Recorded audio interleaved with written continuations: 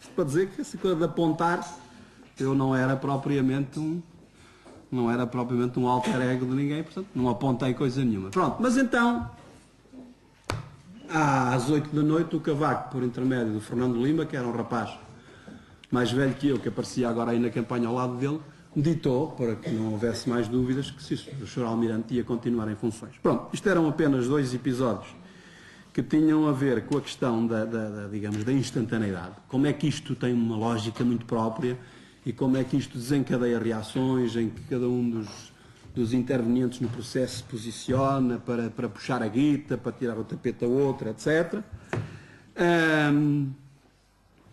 Depois, 2, 3 questões muito sucintas, eminentemente técnicas. Dizer-lhes que uma das coisas complicadas em agência, como em todo o jornalismo, diga-se em abono da verdade, mas em agência por meio da razão, é a interpretação.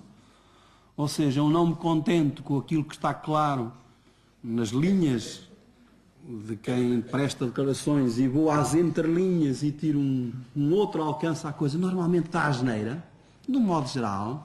É um exercício, como é dizer, estimulante, digamos, às vezes correr um risquinho. Eu devo confessar que uma vez meti água com um senhor que hoje é ministro, portanto já foi e hoje é melhor não dizer qual é. E reconheço que eu meti água. Não foi grave porque ele foi-se embora na mesma, ele caiu na mesma. Mas é um exercício arriscado, portanto, digamos, a gente... Olha, vamos contar um episódio muito rápido.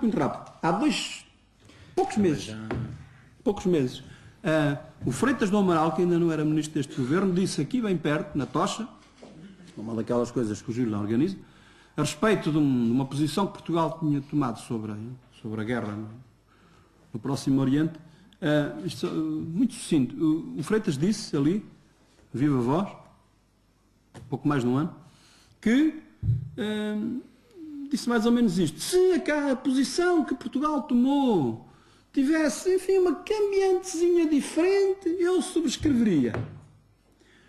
Eu confesso-lhes que não estava lá na qualidade de jornalista, ou seja, não estava lá para produzir notícias, estava lá como convidado. Confesso-lhes que se estivesse ali de fazer o serviço a quente, para a agência, faria uma notícia a dizer... A interpretação que eu faria daquelas palavras era a dizer Freitas do Amaral, portanto, de condescendência, digamos assim, do Freitas do Amaral, que ainda não era ministro, repito, isto foi há um ano e tal atrás, em relação à posição que o governo português tinha tomado sobre a invasão do Iraque.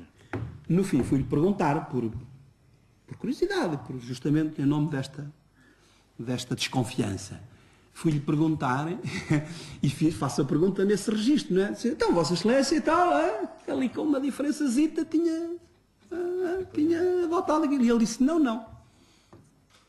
Era uma diferençazita, mas sem a tal diferençazita que ele defendia, ele não adotaria aquela posição.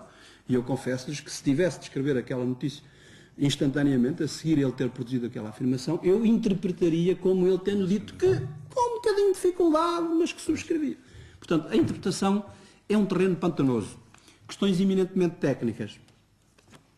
Em agência, portanto, como lhes disse, tem a ver justamente com o facto de estarmos a escrever para jornalistas, que depois vão usar o que quiserem da nossa informação.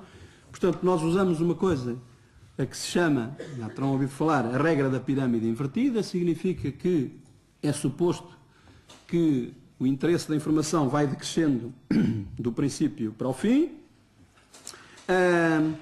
Só uma questão. Força. Os vossos clientes continuam a ser apenas os vossos, já não são jornalistas, mas apenas os jornalistas, não, ou já há mesmo, por exemplo, empresas, não, empresas, instituições, podem utilizar sem ser para publicar, não é? Podem. Até porque hoje o acesso também não é assim tão caro como era uns tempos atrás, não? E muito mais fácil, não é? Exatamente. Antigamente implicava ter o tal terminal telex, hoje não, com a internet nomeadamente, desde a difusão por satélite é diferente. Mas isso não alterou as regras de funcionamento? Não. Podes eventualmente produzir um serviço, digamos, específico feito em cima do serviço padrão, um serviço, enfim, já dirigido para um nicho de mercado, sei lá. Se faça um serviço para empresários, além de escolher notícias que suponho mas que existe, por exemplo, esse serviço? Existe, hoje em dia já existe. Empresas, porque é extremamente fácil. APT, exatamente. Etc, é porque hoje é fácil, Linus, trabalhas em 99% dos casos, trabalhas já sobre a informação tipo que existe e depois, no fundo, é compô-la um bocadinho para destinar a um público-alvo, seja ele empresários, professores, instituições desta ou daquela área. Pronto, mas concluindo, uma das coisas que, portanto, para além de se apreender logo nos primeiros parágrafos aquilo que é essencial, por exemplo, em relação à inserção num jornal, há uma regra que é muito simples, produziram-se 300 caracteres, só cabem 255, cortam-se os 45 do fundo, porque é suposto que estamos a pôr fora o menos importante. Depois há uma regra que às vezes faz muita confusão às pessoas, não tem confusão nenhuma, não se deve usar mais de 35 palavras no primeiro parágrafo, o que significa que se usarem 19 é melhor do que se usar 20 e se usarem 8 é melhor do que se usar 9. Isto é por uma razão muito simples, está estudado.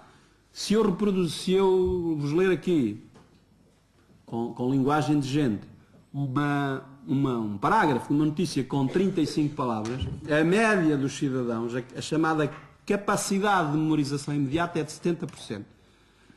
Portanto, vocês, o que de vocês representar a média da inteligência nesta sala, que é elevada, depois de ouvir debitar 35 palavras, reproduz instantaneamente memorização imediata 70% do que ouviu. Palavra por palavra. Quer dizer que o conceito, a mensagem, apreendeu-a totalmente, não é?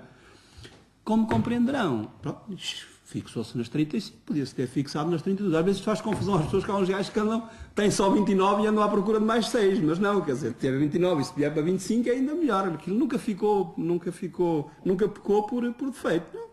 Se eu disser em 7 palavras, eu não preciso dizer 9, maravilha. Portanto, isto tem a ver só com este conceito. É que se eu puser 40, não sei, mas porventura já só 60% de capacidade de memorização imediata e assim sucessivamente.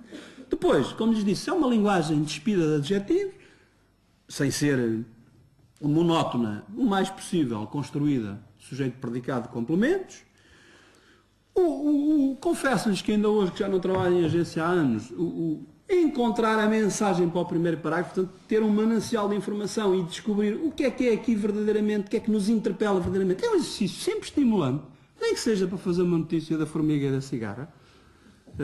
Digamos, ter aquele brilho de dizer assim, não, esta é a mensagem, portanto, é com isto que eu interpelo os leitores. Para mim há sempre duas questões. Há uma questão de interesse público, no sentido de procurar dar naquela mensagem choque aquilo que é essencial e depois, enfim, não fica nada mal ter um gosto estético, portanto, procurar ser original, Há regras, não vou amassá-los com isso, há regras, há parâmetros para se chegar à mensagem do primeiro parágrafo, são a novidade, a atualidade, o destinatário, portanto, se eu estou a escrever para destinatário, é a proximidade no sentido geográfico, afetivo, etc. e tal. Como é com os títulos, já agora? Os títulos em agência são muito simples, Diniz. Aquilo é só mesmo uma síntese do primeiro parágrafo, no fundo é dar aos clientes. Mas não é muito diferente, a concepção não é muito diferente do jornal, só que no jornal pode-se usar o antítulo e o pós-título, e não, é dizer tal, muito direto, ir ao encontro do assunto. Normalmente usa-se uma coisa que é a chamada palavra-chave, põe-se a palavra-chave, se facilitar a construção do título, e depois põe-se o título. Por exemplo, num assunto que seja um assunto muito badalado no dia. Imaginem que o Ministro da Saúde demite o Diretor-Geral da Saúde por causa da gripe das aves.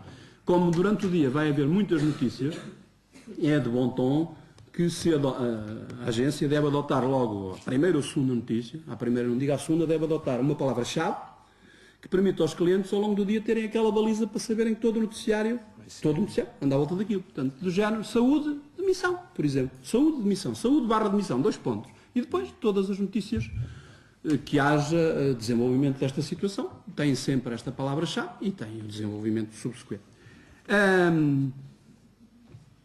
Portanto, como lhes disse, é estimulante fazer um bom primeiro parágrafo.